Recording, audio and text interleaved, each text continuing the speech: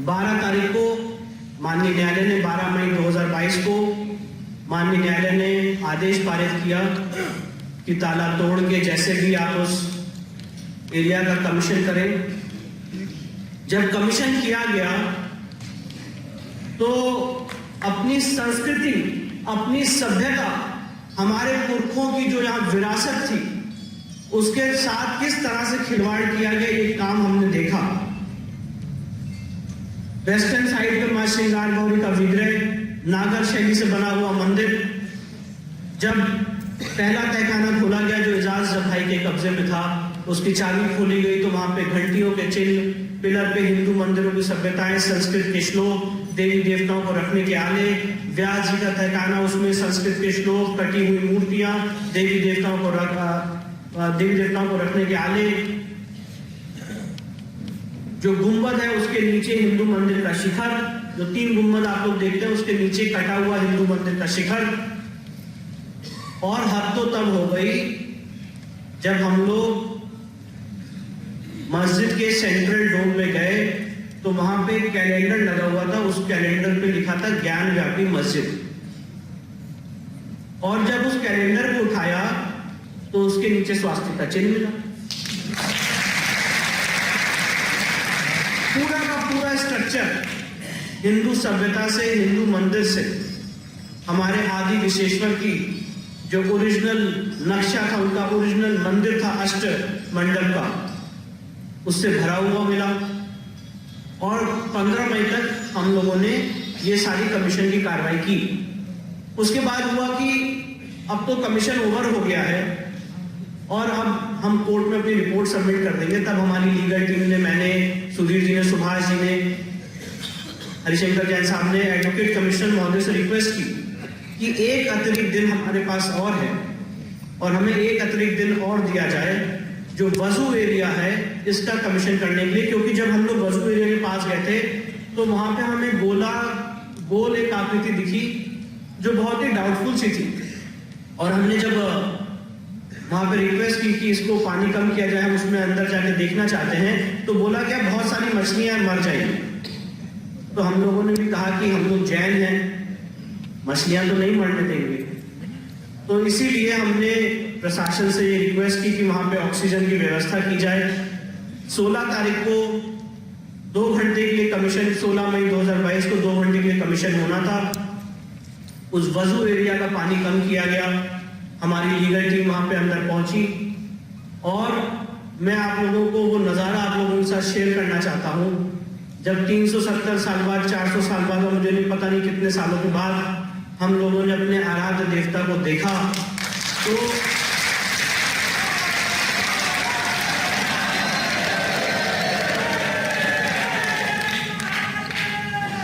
थोड़ी देर के लिए मैं और मेरी लीगल टीम भूल गई कि हम लोग वकील हैं और चीख उठे, चिल्ला उठे, नमः पार्वती पते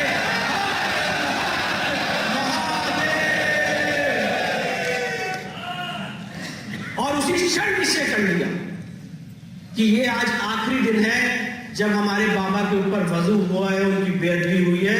आज के बाद अपने बाबा की वजू और बेअदबी नहीं हुई।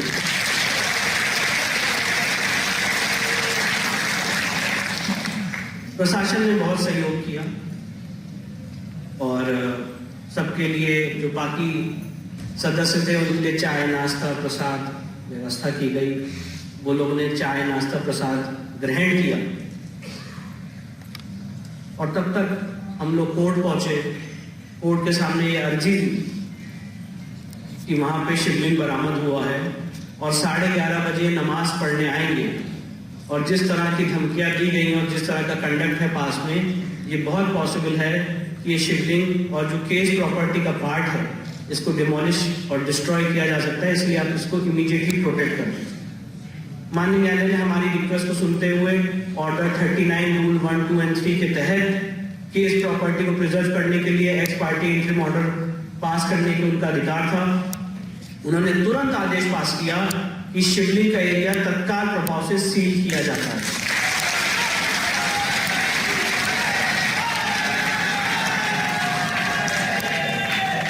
तो जब तक ये सारी बातें मैं इसलिए बता रहा हूं कि ये आप सबकी कितनी बड़ी जीत है और सक्सेस है, और कितना बड़ा बाबा का आशीर्वाद है कि जब तक उनका चाय नाश्ता खत्म हुआ और प्रसाद ग्रहण खत्म हुआ तब तक सीलिंग हो चुकी थी।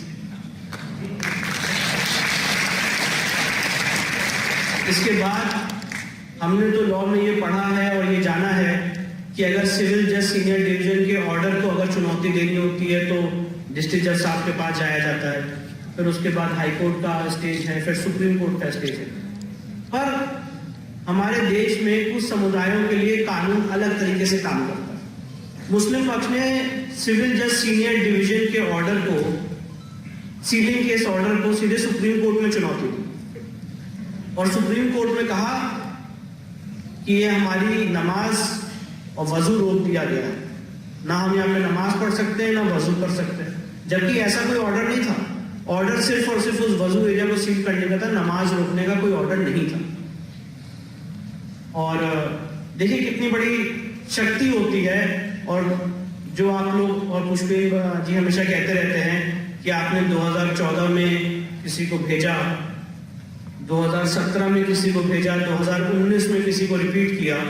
ये शक्तियां जब समाज जागृत होता है तो ये शक्तियां किस तरह से जागृत होती है। सुप्रीम कोर्ट के पटल पे कहा गया कि ये जो सीलिंग का ऑर्डर है इसको तुरंत, इस सीलिंग के ऑर्डर को वेकेट किया जाए, और जिद यही थी कि हम यहीं पे वसूल करेंगे।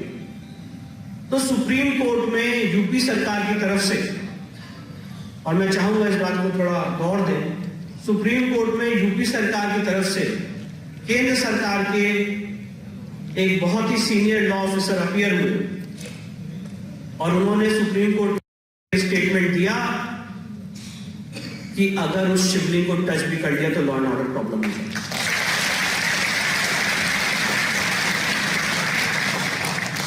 इन सारी चीजों को सुनने के बाद इंडिया की लीगल हिस्ट्री में पहली बार ऐसा हुआ होगा कि किसी सिविल जज साहब के ऑर्डर को सुप्रीम कोर्ट ने अपने ऑर्डर में मर्ज किया, सब्स्टिट्यूट किया, और सुप्रीम कोर्ट ने कहा कि अच्छा अगर आपको ऐसा लगता है तो नमाज पढ़ने, अगर आपकी नमाज पढ़ना रोका गया है तो उसको क्लैरिफाई कर देते हैं, आप अपनी नमाज पढ़ते रहिए, पर जो सीलिंग है वो इंटैक्ट रहेगी और उस एरिया पे वजू नहीं होगा, वहां पे कोई भी तरह की एक्टिविटी नहीं होगी और वो एरिया वैसे का वैसा ही सील्ड रहेगा। इसके बाद सारे केसेस डिस्ट्रिक्ट जज साहब के सामने ट्रांसफर किए गए। माननीय डिस्ट्रिक्ट जज साहब के सामने बहुत ही इलैबोरेट बहस हुई, प्लेसेस ऑफ वर्शिप एक्ट क्यों नहीं अप्लाई करता है, कैसे हमारा वहां पूजा का अधिकार है। और जब महादेव किसी के सर पे विराजमान हो जाते हैं तो लोग महादेव के खिलाफ भी काम नहीं कर पाते, ये भी हमने होते हुए देखा।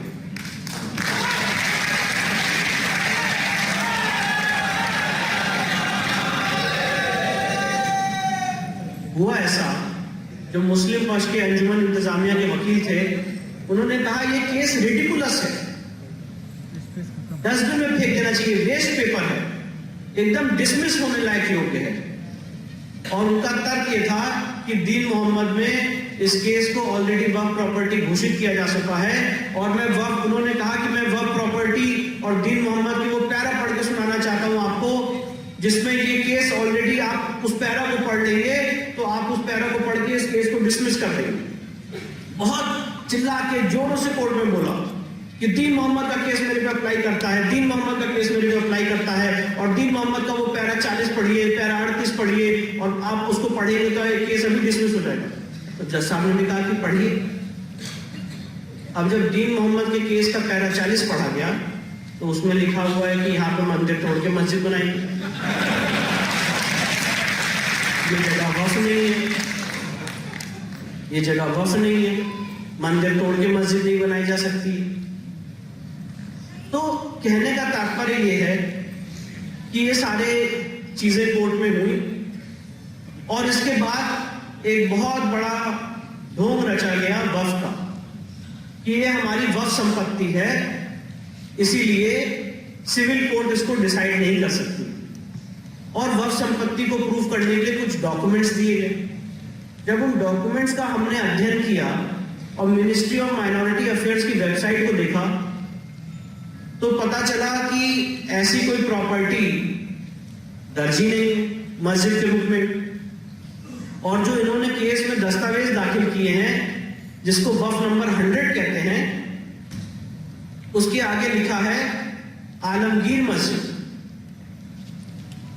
और खसरा नंबर योग्य है। यहाँ पे प्लेसेस ऑफ वर्शिप एक्ट नहीं होता है, यहाँ पे वक्फ एक्ट 1995 अप्लाई नहीं होता है। और इस केस में आगे एविडेंस लीड की जाएगी और ये केस आगे बढ़ेगा।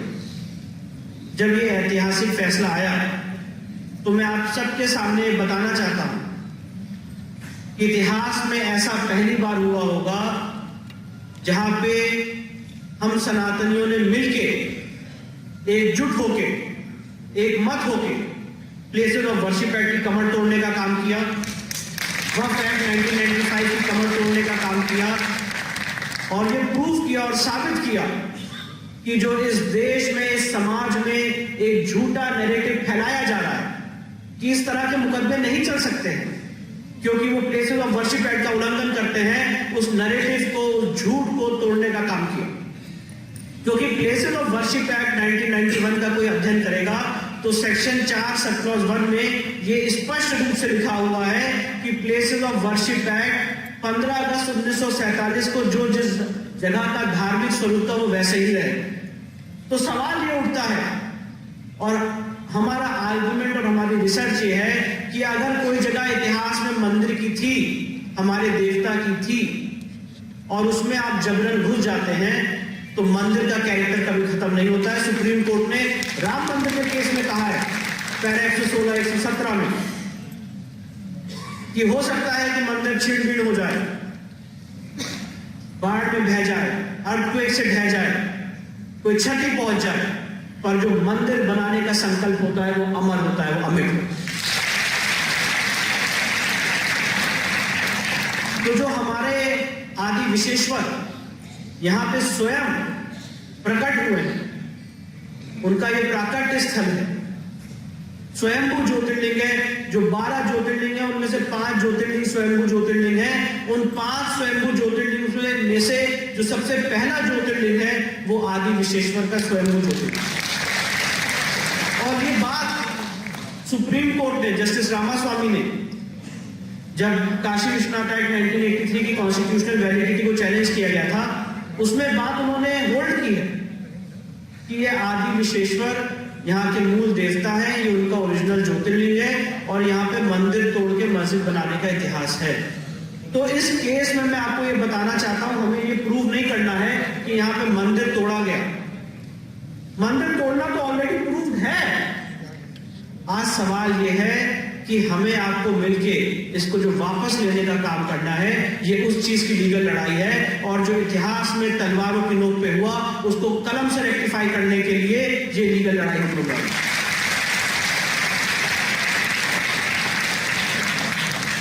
अब हमने इसमें आर्कियोलॉजिकल सर्वे ऑफ इंडिया द्वारा वैज्ञानिक जांच की मांग की है।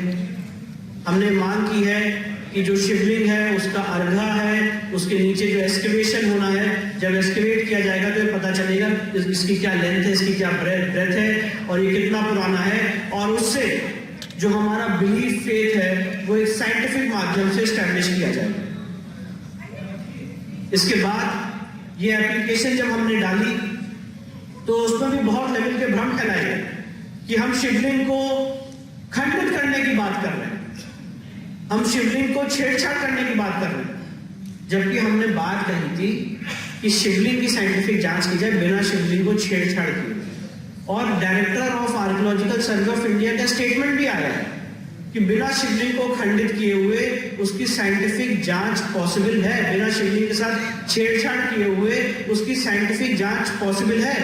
और यही बात हम मान रहे हैं, पर एक भ्रम फैलाने का काम किया गया कि कार्बन डेटिंग करेंगे तो शिवलिंग को क्षति पहुंच जाएगी, जबकि कार्बन डेटिंग शिवलिंग की नहीं मांगी गई थी। ये जो एक्सकेवेशन होगा, ये जो साइंटिफिक रिसर्च होगी इस वजू एरिया में, इसके बहुत सारे लेवल्स होंगे जहां पे आर्कियोलॉजिकल सर्वे ऑफ इंडिया के एक्सपर्ट्स आएंगे, जब इसकी खुदाई करेंगे, जहां पे कार्बन कंटेंट्स पाए जाएंगे उसकी कार्बन डेटिंग होगी, जहां पे रिलेटिव कार्बन डेटिंग होगी वहां पे रिलेटिव कार्बन डेटिंग होगी, जहां पे आर्गन डेटिंग होनी है वहां पे आर्गन डेटिंग होगी। और ये सारे माध्यम से section 45 of Indian evidence act में और ऑर्डर 26 रूल 9 एंड 10 के तहत और 10A के तहत हम ये एस्टैब्लिश करने की कोशिश करेंगे कि जो हमारा बिलीफ फेथ था वो कितना पुराना था, कितना प्राचीन था।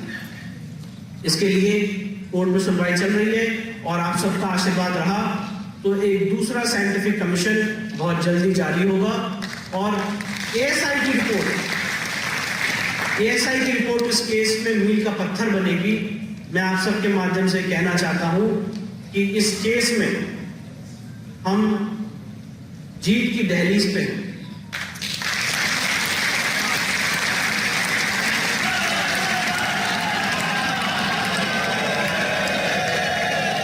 हम जीत की दहलीज पे। जब आर्कियोलॉजिकल सर्वे ऑफ इंडिया की रिपोर्ट हमारी बात अगर माननीय न्यायालय मानता है और उसमें आ जाती है तो जो लोग हमारे आराध्य को फाउंटेन कह रहे थे वो पता चलेगा कि वो फाउंटेन कैसे आ रहा था, वो पानी की वहां पे क्या व्यवस्था थी, फाउंटेन था कि नहीं था। और अगर आप इतना कह रहे हैं और एक पक्ष ये मानता है कि ये फाउंटेन और दूसरा पक्ष ये मानता है कि ये शिवलिंग है तो उसकी साइंटिफिक जांच का विरोध क्यों? और इसीलिए ये सारी लड़ाई, ये सारी चीजें रखी जा रही हैं क्योंकि जो काशी का इतिहास है, काशी का महत्व है, मैं आप सबके सामने बहुत दृढ़ता से कहना चाहता हूं, बहुत सीरियसली बात कहना चाहता हूं कि काशी हमारे लिए कितनी प्राचीन है ये हमें भी नहीं पता है। जब इस सृष्टि की उत्पत्ति नहीं हुई तब से काशी है।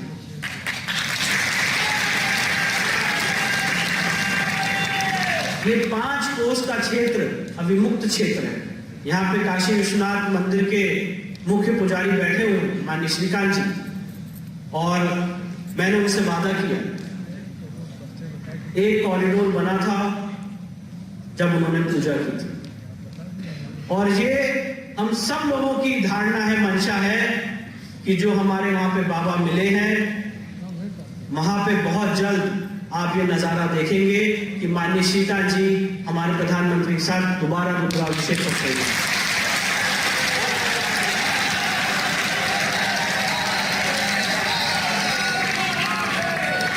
वो दिन बहुत जल्दी आएगा। उसके लिए मैं, ये पूरी लीगल टीम, ये सम्मानीय मंच, हम लोग प्रयासरत हैं। और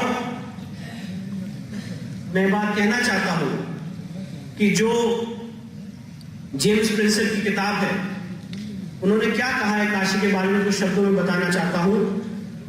हम लोग एक्चुअली लीगल सर्कल्स में एक कल्चर डेवलप हो गया है कि अपने शास्त्रों को कोट करने के बजाय जो फॉरेन राइटर्स हैं जब उनको कोट करते तो लगता है कि बड़ी नॉलेजेबल बात है। तो हमने दोनों तरह की रिसर्च की, जो फॉरेन राइटर्स ने लिखा है और जो हमारे शास्त्रों ने लिखा। तो जेम्स प्रिंसेप क्या कहते हैं? Vedas and Shastras all testify that Visheshwas is the first of the Devas, Kashi the first of the cities, Ganga the first of the river, and the charity first of the virtues. Vedas और शास्त्र ये सब testify करते हैं कि विश्वेश्वर इस सृष्टि के सबसे प्रथम देव हैं, काशी सबसे पहली नगरी है, गंगा सबसे पहली नदी है और चैरिटी सबसे पहली वर्च्यू। इसके बाद जो सबसे महत्वपूर्ण है स्कंद पुराण का चैप्टर नंबर 6 वर्ष नंबर 71 पेज नंबर 58, और ये मांग हमारी इस 5 कोस के अविमुक्त क्षेत्र की है। ये क्या कहता है? ऑल अदर forsaken अविमुक्त places are procured through Kashi. Nirvana to get rid from the cycle of death and rebirth is achieved only after getting Kashi. मुक्ति सिर्फ और सिर्फ काशी से मिलती है। The benefit of nirvana is not achieved by any other means, even by residing in any other religious place। तो काशी इस 5 कोस के अविमुक्त क्षेत्र में मुक्ति का मार्ग, ज्ञान का मार्ग, ये स्कंद पुराण में लिखा हुआ है। इसके बाद फर्दर स्कंद पुराण का चैप्टर नंबर 7 पेज नंबर 250 वर्ष नंबर 131 ये कहता है अविमुक्त area is in the circle of 5 kos. At this place there is Vishweshwar Shivling which is Jyotirlinga. ये हमारे शास्त्रों में लिखा, और ये तब का लिखा हुआ है जब कोई ना फॉरेन राइटर था, ना जब कोई ना यहाँ पे आक्रांता था। और ये काशी का महत्व, इस 5 कोस का महत्व हम हिंदुओं के लिए है और इसीलिए लड़ाई लड़ी जा रही है। क्योंकि सवाल ये पूछे जाते हैं कि आप लोग तो मंदिर मस्जिद की लड़ाई लड़ रहे हैं, आप लोग तो लोगों को डिवाइड करने का काम कर रहे हैं। नहीं, मैं आप सबके माध्यम से कहना चाहता हूं, ये लोगों को डिवाइड करने का काम नहीं है, ये अपनी सांस्कृतिक विरासत को, अपनी इस देश की कल्चरल हेरिटेज को, अपनी इस देश की आध्यात्मिक कैपिटल को वापस रिस्टोर करने का।